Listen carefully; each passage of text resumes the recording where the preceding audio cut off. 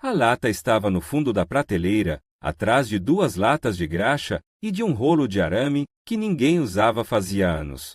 Cláudio Alencar atirou sem cerimônia, achando que era mais um daqueles objetos sem dono que se acumulam em quarto de ferramenta de fazenda, coisas que ficam porque ninguém se lembra de jogar fora. A tampa enferrujada cedeu com esforço. Dentro, enrolada num pano velho de flanela cor de caqui, havia uma foto. Cláudio a segurou com as 2 mãos, ainda de luva de trabalho. Tirou a luva direita com os dentes e aproximou a foto da janela alta e estreita de onde entrava a única luz do cômodo. Era Eduardo. Não havia dúvida. O sorriso largo, os dentes levemente tortos do lado esquerdo, o jeito de inclinar o ombro para a frente quando estava feliz. Era Eduardo Nóbrega, do mesmo jeito que Cláudio o conhecia há 30 anos, só que mais jovem, pelo menos uma década mais jovem do que o Eduardo de hoje.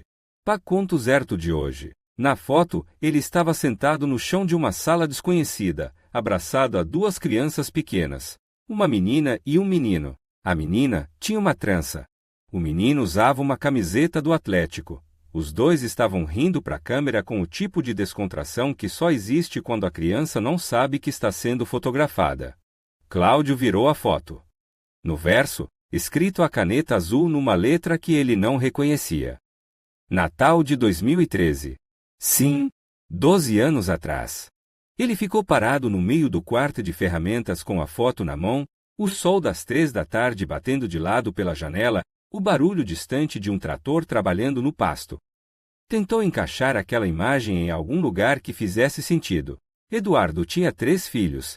Cláudio conhecia os 3, tinha visto os 3 crescerem. Nenhum deles era essa menina. Nenhum deles era esse menino. Essas crianças não existiam na vida que Eduardo havia contado.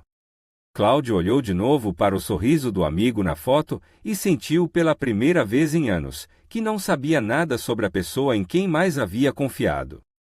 O alarme tocava às 5h20 da manhã. Cláudio Alencar tinha 53 anos e não sabia mais por que acordava naquele horário. Sabia quando havia começado. Eram os anos em que os filhos precisavam estar na escola às 7, quando ele ainda morava na cidade junto com Fernanda e as crianças, quando a manhã tinha uma lógica que o arrastava para fora da cama com urgência real. Gustavo e Letícia saíam correndo com a mochila no ombro, e ele ainda bebia o café de pé, olhando pela janela da cozinha com a sensação vaga de um homem que estava exatamente onde deveria estar. Isso fazia mais de 20 anos. 5 é chegado a 6. Não com grito nem com crise, tinha chegado com cansaço, com a voz quieta de Fernanda numa noite de março, dizendo que ela havia tentado por tempo demais esperar que ele voltasse, e que agora ela precisava cuidar da própria vida. Cláudio tinha ouvido sem se defender, porque no fundo sabia que ela estava certa. Pá Fazenda sempre venceu. Pá Fazenda sempre foi o que ele priorizava quando havia conflito, o que colocava primeiro quando havia escolha, o que defendia quando havia disputa por tempo e atenção. Gustavo tinha 17 anos quando o pai voltou para a fazenda de vez. Letícia tinha 15. Os 2 ficaram com a mãe na cidade. Não foi decisão judicial. Foi escolha natural, gravitação. Os filhos ficaram onde a vida deles estava.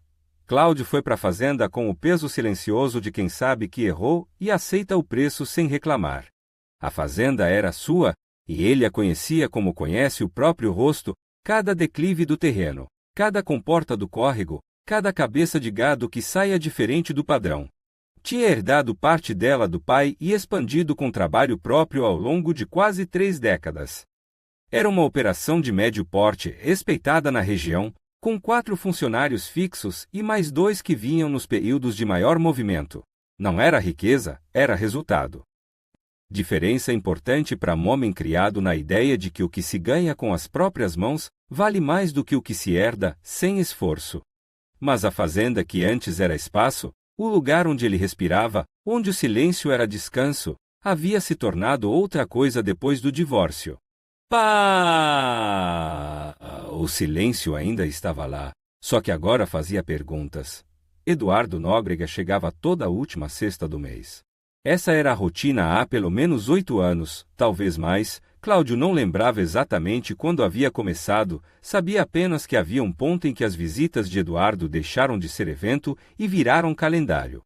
Eduardo chegava no final da tarde com carne na caixa térmica, uma garrafa de cachaça de boa procedência e a disposição tranquila de um homem que sabe que vai ter boa companhia. Os dois acendiam o fogo numa churrasqueira de tijolos que Cláudio havia construído do lado do galpão, puxavam 2 cadeiras de alumínio envelhecidas e ficavam até a noite fechando.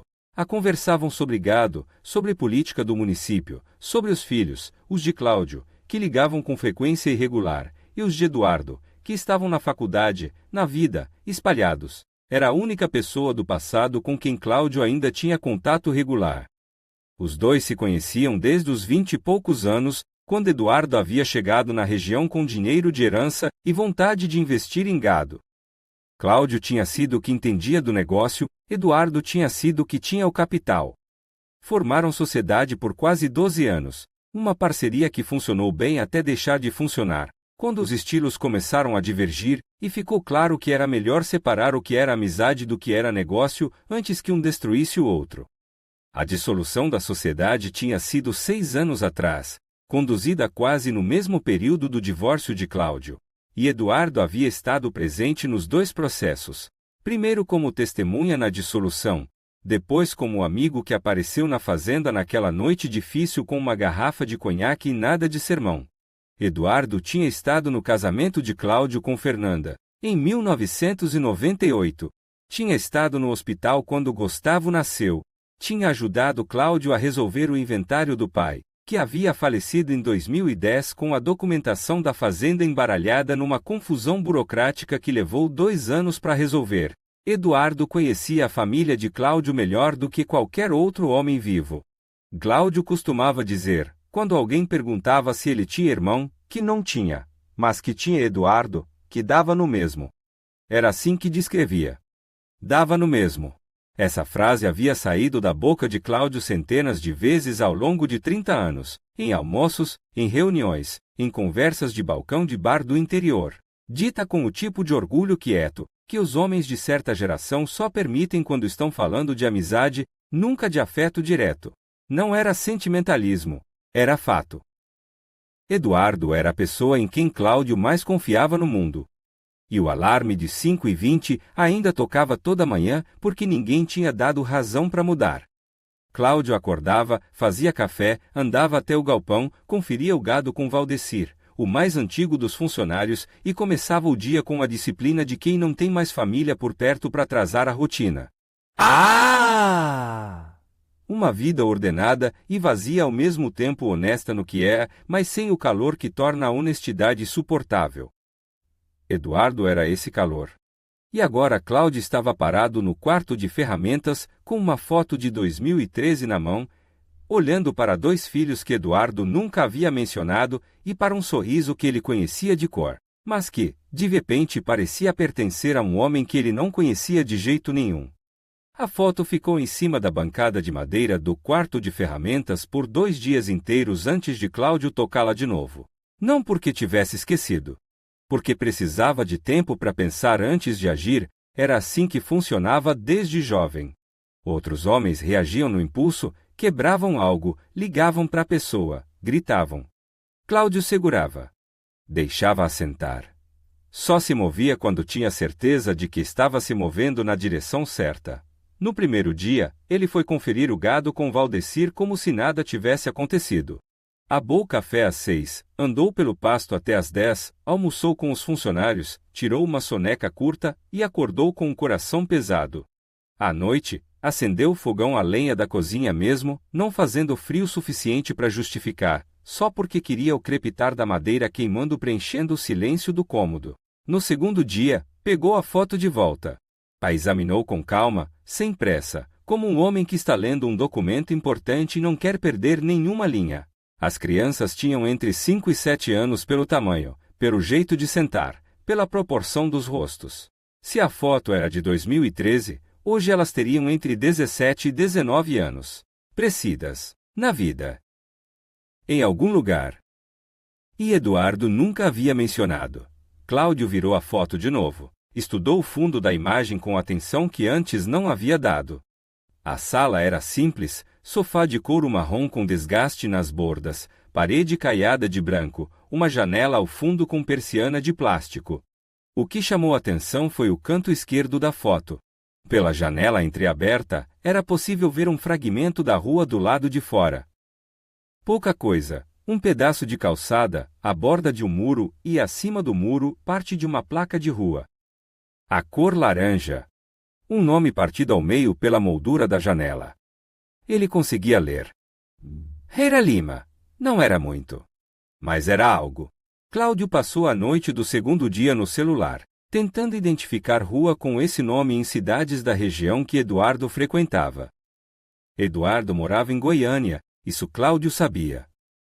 Mas nas visitas mensais, às vezes mencionava Anápolis, onde tinha alguns negócios antigos, onde conhecia gente da época da sociedade. Ferreira Lima podia ser qualquer coisa.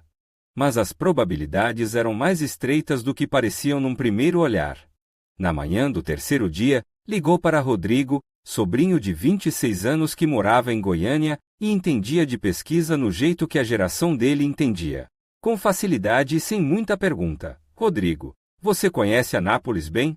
Razoavelmente, tio. Por quê? Preciso identificar uma rua. Só tenho parte do nome. Ferreira Lima. Pode ser completo Ferreira de Lima, pode ser outro nome antes. O sobrinho ficou quieto por um segundo. Posso pesquisar. Mas para que você precisa? Questão de documento antigo. Velho negócio da época da sociedade que estou organizando. Não precisa de mais detalhe que isso agora. A Rodrigo não pressionou. Essa era uma das qualidades que Cláudio apreciava no sobrinho. Sabia quando não insistir. 2 horas depois, Rodrigo mandou mensagem com 3 possibilidades. A que mais encaixava na descrição que Cláudio havia dado, rua de bairro de classe média, casas com muros, calçada larga, ficava no bairro Jundiaí, em Anápolis. Rua Professora Ferreira Lima. Cláudio olhou para o nome no celular por um tempo longo. Na sexta seguinte, disse aos funcionários que tinha consulta médica em Anápolis. Valdecir concordou sem questionar. Cláudio às vezes tinha pressão alta, não era novidade. Saiu antes das 7 da manhã, chegou em Anápolis perto das 10, passou por um posto de gasolina, onde tomou um café que não conseguiu terminar, e então foi até o bairro Jundiaí seguindo o GPS com a voz desligada, em silêncio. A rua Professora Ferreira Lima era exatamente o que a foto havia sugerido. Casas médias, muros baixos, jardim na frente de algumas. Árvores antigas que haviam crescido tortas e levantado partes do calçamento. Um bairro de gente que ficou, não de gente que passou. Cláudio foi devagar, olhando os números. Quando viu a casa, reconheceu antes de checar o número. O jardim na frente, o portão de ferro com tinta descascando nas dobradiças, e no quintal dos fundos, visível pelo muro baixo lateral, a copa larga de uma mangueira. Exatamente como na foto. Não era detalhe coincidente. Era o mesmo lugar. Estacionou a caminhonete a 2 casas de distância. Ficou sentado por quase 10 minutos sem sair. Depois desceu. Bateu no portão com o nó dos dedos, o toque firme de quem tem razão de estar ali, mesmo sem ter. Ouviu passos internos. A porta da frente abriu antes do portão, uma mulher apareceu na fresta, mão na maçaneta, olhando pela grade. Ela tinha uns 40 anos, cabelo escuro preso de qualquer jeito, roupa de quem estava em casa mesmo em dia de semana. Rosto que Cláudio não reconheceu de nenhum lugar, mas o rosto dela reconheceu alguma coisa. Houve um milissegundo de algo que passou pelos olhos dela quando ele começou a falar, um ajuste rápido de expressão que ela fez pensando que ele não ia notar. Cláudio notou. Bom dia. Estou procurando um conhecido. Eduardo Nóbrega. Você conhece? A mulher ficou quieta por um segundo, que durou mais do que deveria. O tipo de silêncio que não é hesitação. É cálculo. Então disse que não. Voz calma, olhar direto, mão firme na maçaneta. Disse que não conhecia esse nome, que havia se mudado para essa casa faz pouco tempo, que talvez fosse morador antigo que ela não chegou a encontrar. Cláudio agradeceu. Deu bom dia. Voltou para a caminhonete. Ficou sentado de novo, olhando o espelho retrovisor até a porta da frente da casa se fechar. As mãos dela tremiam quando falou. Não muito, só o suficiente para quem estava prestando atenção. Cláudio saiu do bairro devagar, foi até uma praça que viu na entrada da cidade, estacionou na sombra e ficou parado por um tempo que não soube medir. Havia certeza agora, não prova, certeza. Existe diferença. Prova é o que você mostra para alguém. Certeza é o que você carrega por dentro quando todos os sinais pequenos se juntam numa única direção. Aquela mulher sabia quem era Eduardo Nóbrega. E Eduardo nunca havia mencionado que existia uma mulher que o conhecia em Anápolis, numa casa com jardim, com uma mangueira no quintal. Cláudio pegou o celular. Discou o número que conhecia de memória há 30 anos. Eduardo atendeu no segundo toque com a voz de sempre, relaxada, próxima. Eduardo, estou passando por Anápolis por causa de uma questão de documento. Você quer tomar um café, já que estou por aqui? A resposta veio rápida, sem hesitação. Claro, cara. Estou no escritório, mas consigo me livrar em meia hora. Quer encontrar no centro? Tranquilo demais. Eles se encontraram numa padaria que Eduardo conhecia. Cláudio chegou primeiro, pediu um café, escolheu mesa no fundo com visão para a porta. Não foi deliberado, foi instinto. Eduardo entrou 15 minutos depois com a camisa aberta no botão de cima, os óculos de grau que havia começado a usar nos últimos 2 anos, o sorriso largo e os dentes levemente tortos do lado esquerdo. Exatamente como na foto. Conversaram por quase 1 hora. Gado, os filhos de Eduardo na faculdade, uma questão de cerca que Cláudio estava resolvendo com o vizinho, o preço do arrubão. Eduardo bebeu 2 cafés e comeu um pão de queijo. Perguntou se o documento que Cláudio havia resolvido era coisa séria. Cláudio disse que não, velha pendência já resolveu. Eduardo assentiu. Em nenhum momento do encontro o nome Anápolis foi mencionado por Eduardo como algo que tivesse relação com a própria vida. Nenhuma referência ao bairro, à rua, à casa, à mulher de cabelo escuro com as mãos que tremiam. Cláudio olhava para o amigo de 30 anos tentando encontrar a traição no rosto. Procurava o sinal, a fresta, o momento em que o verniz trincaria e apareceria o que estava embaixo. Não encontrou nada. Eduardo estava tranquilo. Estava presente, estava sendo exatamente o Eduardo de sempre, o homem em quem Cláudio havia confiado com o inventário do pai, com as noites difíceis do divórcio, com os segredos de uma amizade de 3 décadas. Era isso que mais pesava. De volta à fazenda, já de noite, Cláudio entrou no quarto de ferramentas e pegou a foto de cima da bancada. Ficou olhando para as 2 crianças que riam sem saber que estavam sendo fotografadas, para o sorriso de Eduardo no chão de uma sala que existia em Anápolis, para a data no verso escrita numa letra que não era de ninguém que ele conhecia. A mulher na porta havia mentido. Eduardo havia tomado café com ele por 1 hora sem precisar mentir uma única vez, porque Cláudio não havia perguntado nada. E era exatamente isso que precisava mudar. Cláudio ligou para Eduardo numa terça-feira de manhã, logo depois do café. Disse que tinha uma questão sobre um lote que os 2 ainda tinham em comum desde a época da sociedade, um pedaço de terra que havia ficado no limbo na dissolução, como precisava de assinatura dos 2 para regularizar, que era burocracia, não urgência, mas que estava se arrastando fazia tempo e ele queria resolver logo. Eduardo ouviu com a voz de sempre, disse que era boa hora de terminar de limpar esses pontos soltos, perguntou se quinta-feira servia. Servia. Cláudio disse tudo isso com calma. Sem pressa, sem variação de tom, sem nada que sinalizasse o que estava por baixo. Desligou o telefone e ficou sentado à mesa da cozinha por um tempo sem se mover. O sol entrava pela janela lateral em faixa estreita e iluminava a madeira velha da mesa com uma luz que era quase laranja. Valdecir passava lá fora com a enxada no ombro, assobiando algo que não tinha melodia reconhecível. A fazenda funcionava no ritmo de sempre, alheia ao que estava se acumulando dentro da casa principal. A foto estava dobrada dentro do bolso da camisa de Cláudio. Ele não a havia colocado de volta no quarto de ferramentas. Passou a quarta-feira trabalhando.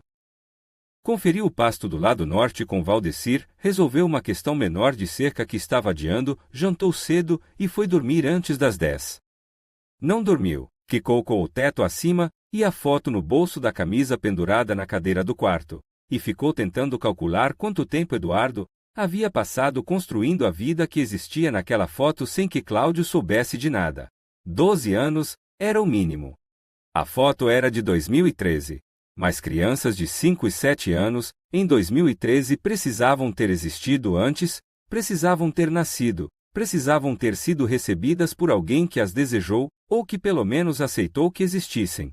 A mulher de cabelo escuro havia estado presente nessa história, pelo menos desde o começo dos anos 2000, talvez antes, talvez desde a época em que Eduardo e Cláudio ainda eram sócios. Talvez enquanto os dois assinavam contratos juntos, Eduardo estava construindo uma vida paralela no mesmo estado. Essa conta Cláudio fez no escuro, sem lápis, só com o raciocínio lento de quem não quer encontrar o número que está encontrando. Eduardo chegou na quinta-feira às 3 da tarde, como havia combinado.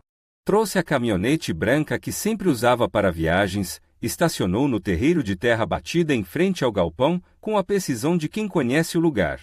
Esteu com a mão acenando, sorriso de sempre, camisa de botão com as mangas dobradas no cotovelo.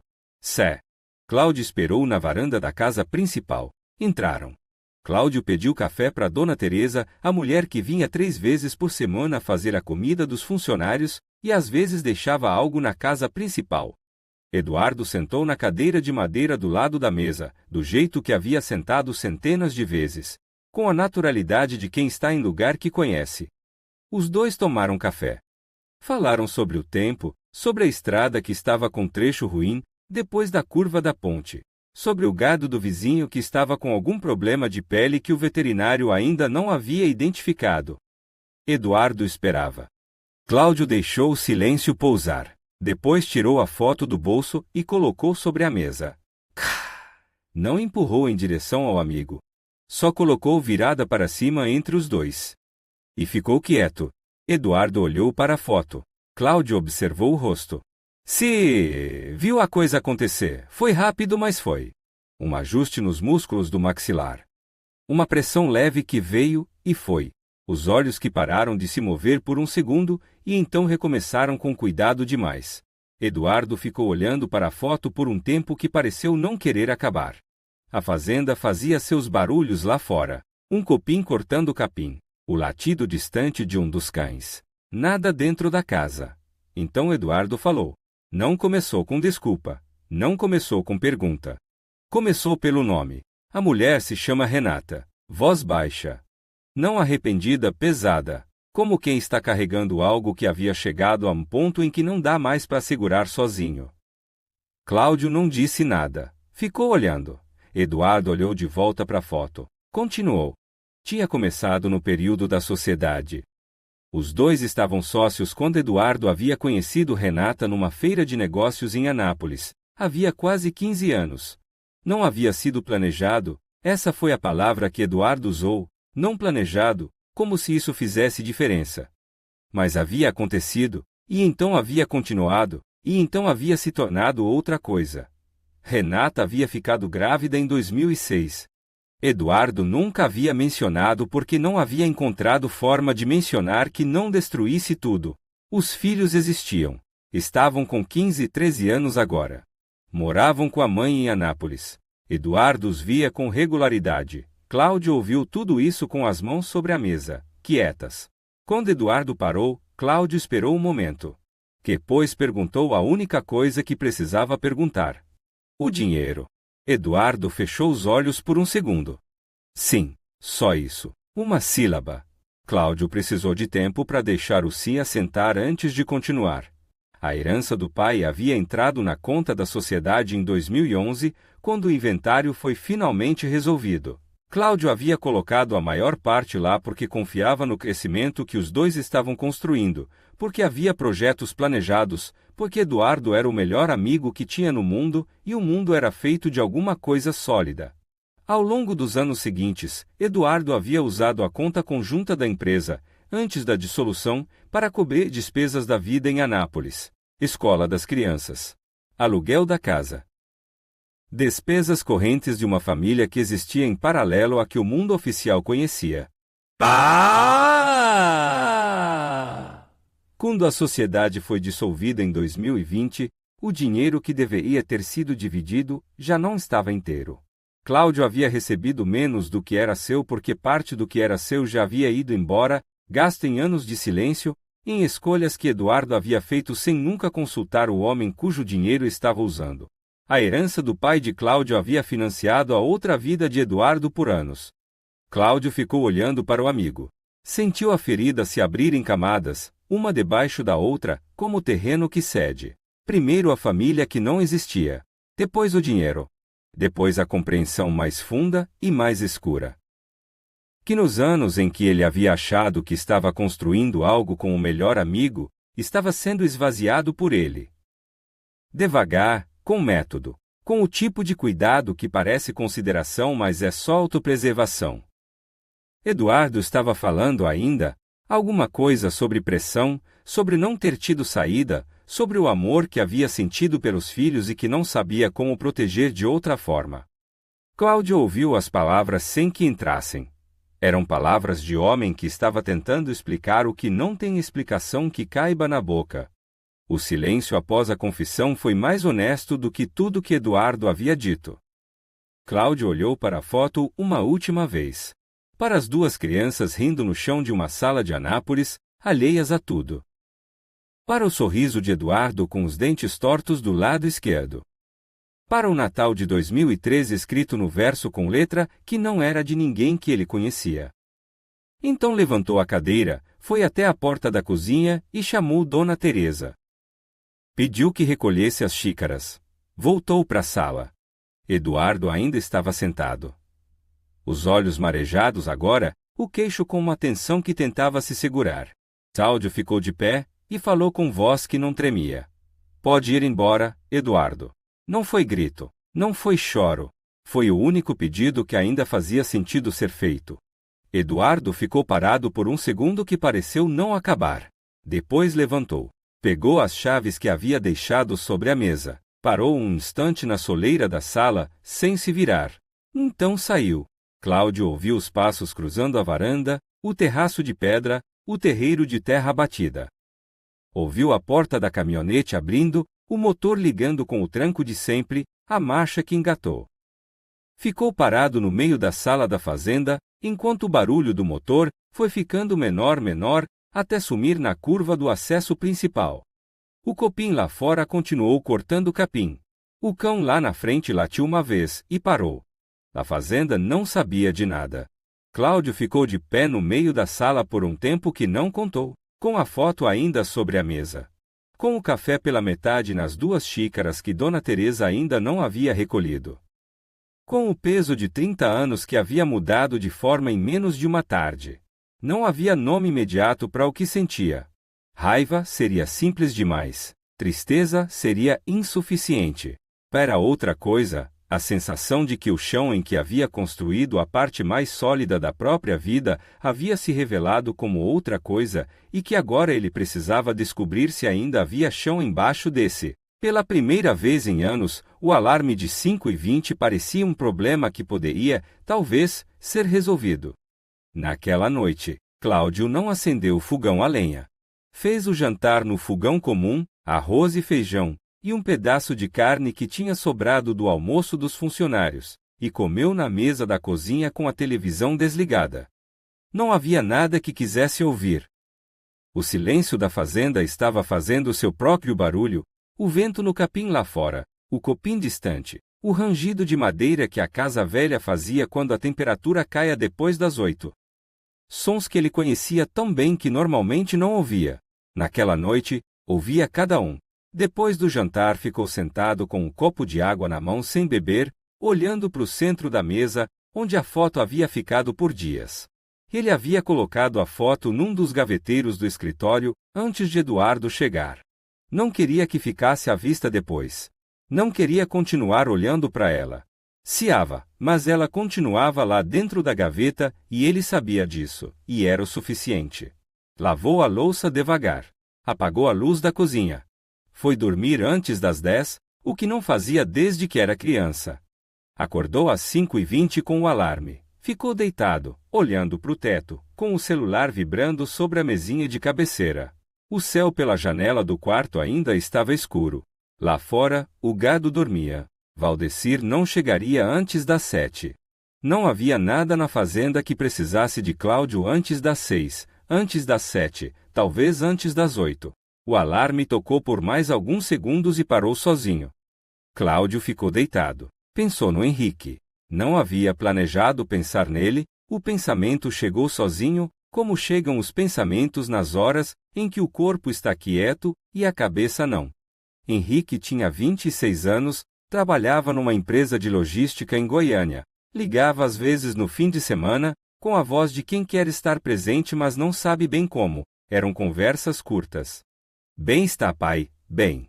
E você, bem? Alguma coisa? Apareceu. Até logo. Cláudio nunca havia culpado o filho por isso, havia culpado a si mesmo, a distância que havia construído quando os meninos eram pequenos, a fazenda que havia priorizado quando devia ter priorizado eles. Mas naquela manhã, deitado no escuro com o alarme já silenciado, Cláudio decidiu que ia ligar para o Henrique. Não para contar tudo, não de uma vez, mas para começar. Pegou o celular às 6h15, quando o céu já começava a clarear pelo lado leste, e discou. Henrique atendeu na terceira chamada com voz de quem acabou de acordar, não de quem foi arrancado do sono, mas de quem estava perto de acordar de qualquer forma. Pai, aconteceu alguma coisa? Cláudio deixou a pergunta pousar por um segundo antes de responder. Aconteceu? Sim, mas não é urgência. Queria saber se você consegue vir para a fazenda esse fim de semana. Teve uma pausa pequena. Do tipo que a surpresa, não hesitação. Consigo, pai. Que fim de semana? Esse que vem. Tá bom. Vou. Simples assim. Sem perguntas extras, sem negociação. O filho havia dito que vinha. Cláudio desligou o telefone e ficou parado por um tempo com ele ainda na mão, olhando pela janela para o céu que continuava clareando. O alarme de 5h20 havia passado há quase uma hora. O dia estava começando do mesmo jeito que havia começado por anos, o gado, o pasto, Valdecir chegando com a caminhonete na curva do acesso, o café que Dona Teresa faria mais tarde, mas alguma coisa havia se movido. Não era alívio, não ainda, talvez nunca completamente. 30 anos de amizade não viram pó numa tarde só porque a tarde revelou o que eram. A dor de saber que o homem em quem havia confiado com a herança do próprio pai havia usado esse dinheiro em silêncio, com método, por anos. Essa dor não tinha prazo para ir embora. Ia assentar no mesmo lugar onde haviam assentado os outros pesos da vida. Seida, o divórcio, os filhos que foram crescendo longe, os anos da fazenda que havia priorizado quando devia ter priorizado pessoas. Mas havia uma diferença entre o peso que paralisa e o peso que a gente aprende a carregar em movimento. Cláudio levantou da cama. Lavou o rosto na pia do banheiro com água fria, olhou para o próprio reflexo por um segundo sem análise, sem julgamento. 53 anos, olhos cansados, barba de 2 dias. Um homem que havia descoberto que o chão em que pisava era outro chão, e que ainda estava de pé. Foi para a cozinha, acendeu o fogão, pôs água para ferver. Abriu o celular e foi até os alarmes. Olhou para o horário de 5h20 que havia acordado todos os dias desde que os filhos eram pequenos e iam para a escola de ônibus na estrada. Como havia mais filhos pequenos, não havia mais ônibus na estrada. Havia só o hábito de um homem que havia continuado acordando para uma vida que havia mudado de forma. Sem nunca ajustar o horário. Mudou para 6h30. Salvou. O café começou a ferver. Lá fora, o sol entrava raso pelo lado do pasto e iluminava o orvalho na grama, com uma luz que era quase dourada. O gado começava a se mover. Valdecir apareceu na curva do acesso, pontual como sempre. Cláudio serviu o café. Às vezes o recomeço não vem com fanfarra. Vem no momento em que um homem muda o alarme para uma hora que faz sentido e decide acordar para uma vida que ainda está por acontecer. Se essa história tocou algo dentro de você, deixa o like e se inscreva no canal ativando o sininho. Todos os dias tem uma história nova esperando por você.